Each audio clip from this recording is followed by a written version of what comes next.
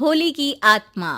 बचपन से शहर में रहने वाला मनोज इस साल होली की छुट्टियों में अपने गांव दुर्गापुर वापस आता है, जहां उसे देख पूरा गांव खुशी से झूम उठता है।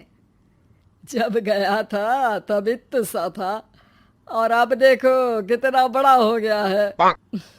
हाँ सरपंच जी, जब मैं गया था तब आप भी बहुत जवान थे और अब देखो कितने बूढ़े हो गए हैं आप। चला चलो बढ़िया है। बच्चा घर वापस आ गया। इसी खुशी में आज रात पार्टी होगी। क्या बात है, गांव में भी पार्टियां होने लगी। वैसे अगर पार्टी की बात है तो आज क्यों सीधा होली पार्टी करते हैं।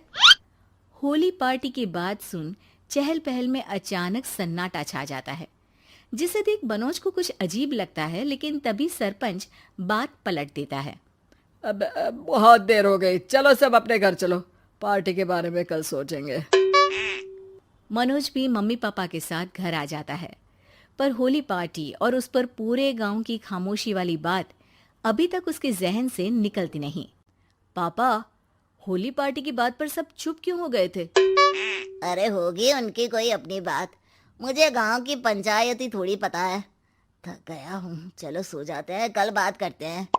पापा की बात मानते हुए मनोज भी सोने चला जाता है। आज तो छुपा लिया, लेकिन हफ्ते बाद जब होली का दिन आएगा तब इसे कैसे रोकोगे? अगली सुबह सूरज के साथ ही मनोज भी गांव घूमने निकल जाता है, जिस पर रास्ते में उसे अपनी ही उम्र के कुछ लड़के भी मिलते हैं, जिनसे दोस्ती कर अब वो उनके साथ घूमने लगता है। इसी तरह कुछ दिन बीत जाते हैं और होली नजदीक आने लगती है। दोस्तों, होली में 4 दिन ही बचे हैं, पर गांव में उसकी कोई तैयारियां क्यों नहीं दिख रही? क्योंकि यहाँ होली नहीं मनाई जाती। अरे पर ऐसा क्यों? वो राजा भूषण। अरे तुम 4 दिन के लिए आए हो, क्या इतना सोच रहे हो? चलो कुछ खाने चलते हैं। इसी के साथ एक बार फिर होली की बात को टलते हुए देख मनोज को शक होने लगता है। वो घर पहुंचते ही इंटरनेट पर अपने गांव और राजा भूषण के बारे में जानकारी निकालने लगता है। क्या? मुझे आज तक ये नहीं पता था। ऐसा कैसे? किसी ने मुझे कुछ बताया क्यों नहीं?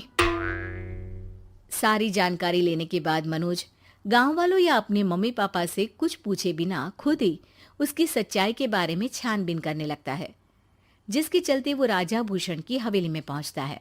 वाह, क्या हवेली है यार। पर क्या यहाँ सच में कोई भूत है? हेलो भूत जी, कोई है क्या?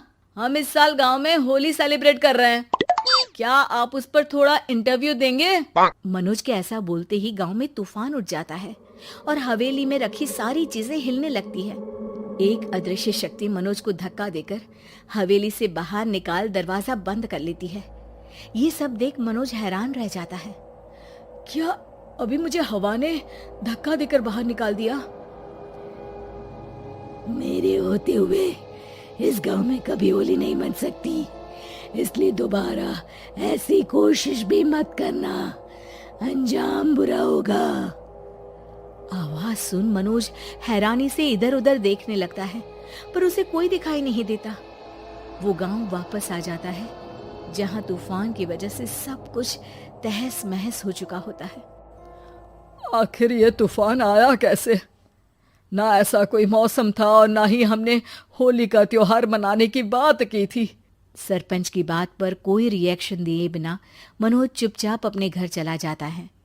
इस तरह देखते ही देखते होली का दिन भी आ जाता है और मनोज रंग लेकर गांव में निकल जाता है, लेकिन गांव पूरी तरह खाली होता है। अरे त्योहार का दिन है, धूमधाम की जगह मातम क्यों मनाया हुआ है? मनोज की आवाज सुन सब अपने घर की खिड़कियां खोल के घर के अंदर से ही उसे वापस जाने के लिए कहने लगते हैं, पर वो किसी की नहीं सुनता। तुझे पहले भी समझाया था, अगर होली खेलने की कोशिश भी की तो अच्छा नहीं होगा। अरे बात मान लो बेटा, तुम्हें सच नहीं पता। मुझे सब पता है। सालों पहले इस राजा ने एक अंधविश्वास फैलाया और आप लोग आज तक उसे मानते आ रहे हो। अरे बेटा, जब तुम पैदा भी नहीं हुए थे उससे भी बहुत पहले से इस गांव पर होली का श्राप है। अगर गांव में होली का त्योहार मनाया जाता है तो प्रलय आना पक्की बात होती है। राजा भूषण इस सब में नहीं मानते थे और त्योहार मनाने लगे, जिसके चलते होली वाले ही दिन पहले उनके बेटे की और फिर उनकी मृत्यु हो गई। तभी से गांव की रक्षा के लिए उनकी आत्मा उस हवेली में रह रही है। सबकी बातें सुन मनोज उलझन में पड़ जाता है।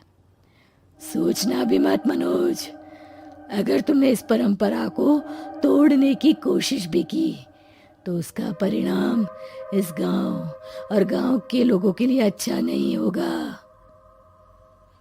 मुझे भी यकीन नहीं हो रहा कि आप लोग एक बेतुकी बात को मानकर सालों से रंगों के त्योहार को मातम की तरह मनाते आ रहे हो।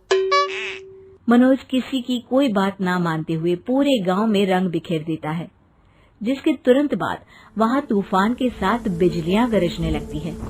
अचानक मौसम में ऐसा बदलाव देख जहां मनोज कंफ्यूजन में आ जाता है, वहीं गांव वाले डर से सहम जाते हैं।